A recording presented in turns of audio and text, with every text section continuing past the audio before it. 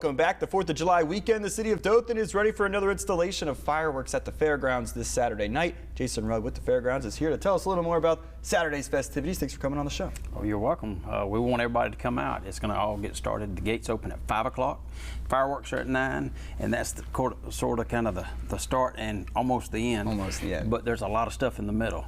In fact, we're going to be giving away about 1,000 hand flags. So as you come in, you'll get a hand flag. You're going to get some little packets of peanuts, little sample peanuts.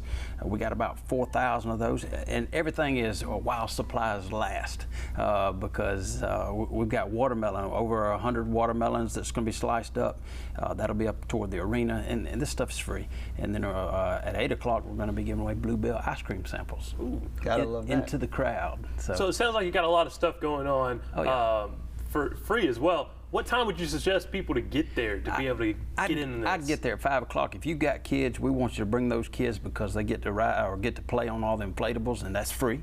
You get to ride the kids train. You get to play cornhole. You get to see the antique tractor display. There is a car and truck show for those that might be watching that have an antique car or truck that want to enter. All you got to do is show up about an hour early, get the car registered, and all the proceeds, by the way, of this event go to the Wiregrass United Way. We do ask for a $10 donation or fee to park, and again, that goes to the Wiregrass United Way. And it sounds like, especially once it becomes closer to 9 o'clock, parking becomes real estate. You got to get it. So just what does the parking closer to 9 o'clock look like?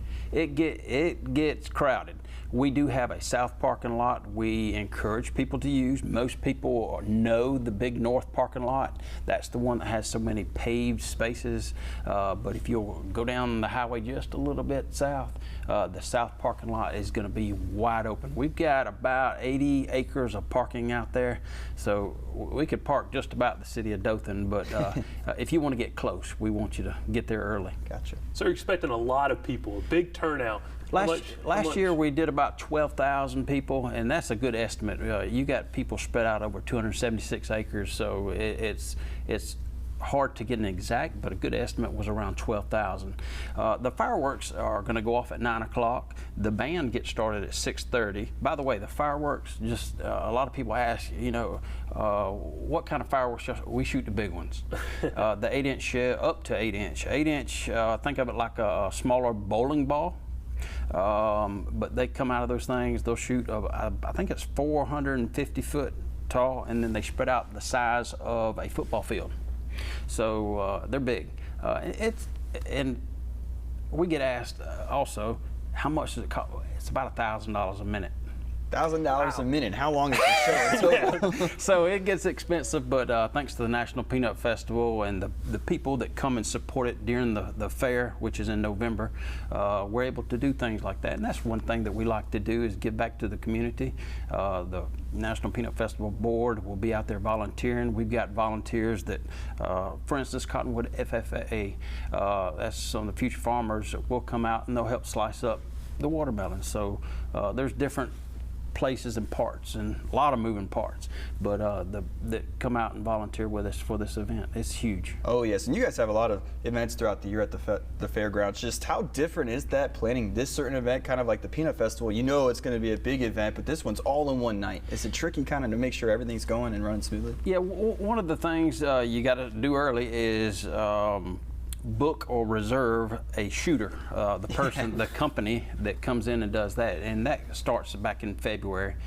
We reserve it, and then it's a lot of little things. There ain't no telling how many emails, texts, and phone calls are made just to make this happen. So it's a good time. It's a lot of work for one day, yeah, but it's fun. Certainly worth it. And then my last question for you is, obviously, once the show is over for the fireworks, that means everyone's going to try to trickle out of the fairgrounds at the same time. Do you have any piece of advice as people are leaving, just to be patient?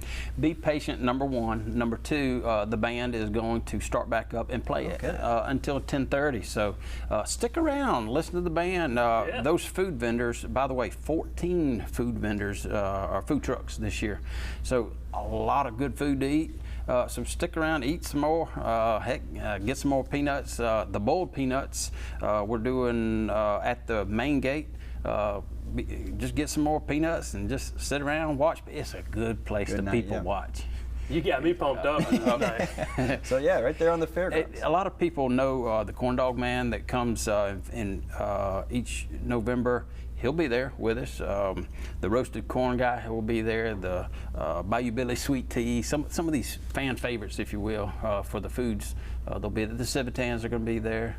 So awesome. Come out, eat, look around, walk around, but hydrate. Hydrate, because yeah. it's going to be hot. It's going to be real hot. It's going to be hot. Telling us. So sounds like a beautiful day and a beautiful way to celebrate our nation's freedom right there on the fairgrounds. So Mr. Rudd, I appreciate you coming on the show. You're welcome. Thank y'all. See y'all Saturday. Yes, see you then. You can find more on the fireworks at the fairgrounds on our website. We'll be right back. Stay with us.